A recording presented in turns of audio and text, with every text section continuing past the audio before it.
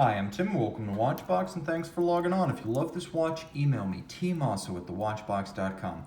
Your purchase and pricing email question line for buying this or any watch you see here on our channel, on our website, on our social media. Reach out to me directly, tmosso at thewatchbox.com. Today we're discussing a model first shown in 2008 and launched to the market in 2009.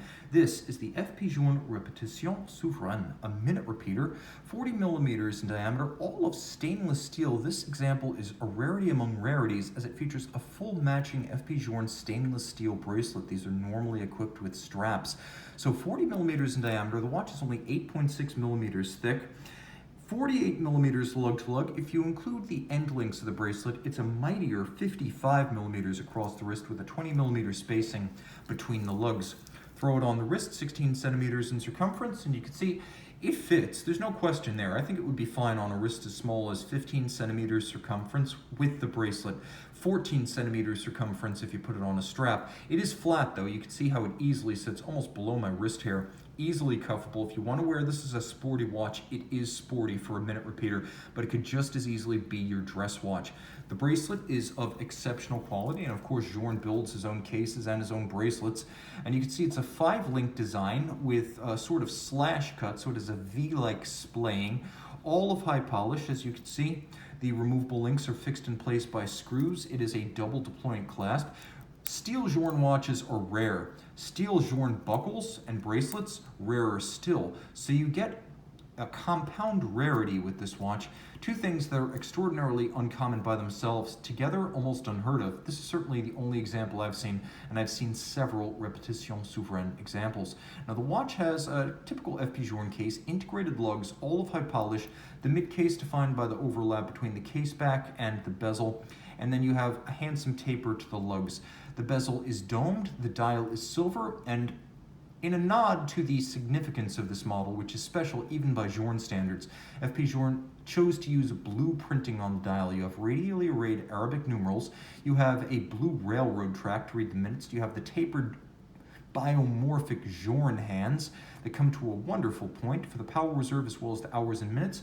You can see there's a black polished striker on the dial side, and the watch is extraordinarily thin, but it is also extraordinarily sonorous because FP Journe uses steel for a reason on this watch, and that is because of the way sound propagates through the case.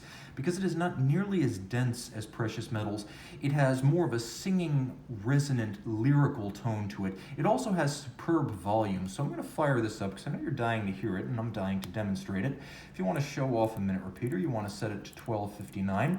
I'm going to do my best to hit it on the nose. If you go too far, you wind up with a single ding because you're going to hit 1 o'clock. So I'm going to try to set this right now to 1259. I'll err on the side of 1258.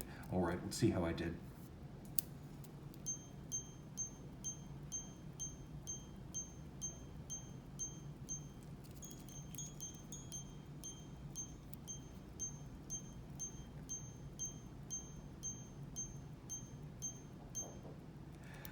Okay, now, quick note about the power reserve. People ask me, why does the power reserve say 0 if the watch is running and fully wound?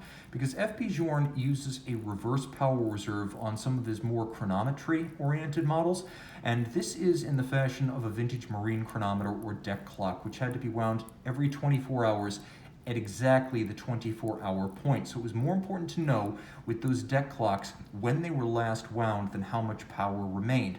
You need to wind them every 24 hours. Therefore, this watch indicates 0 at the point it has been fully wound.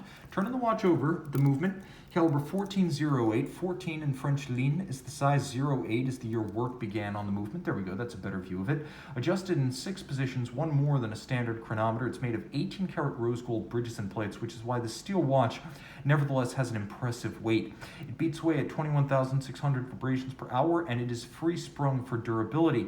Of course, the twin mainspring barrels provide 56 hours of power reserve, but their real goal in the name of chronometry is to maintain even amplitude from max wind to minimum wind. The two barrels give a longer than average power reserve, but again, they are there in duplicate for the sake of improving the chronometric performance and consistency of amplitude.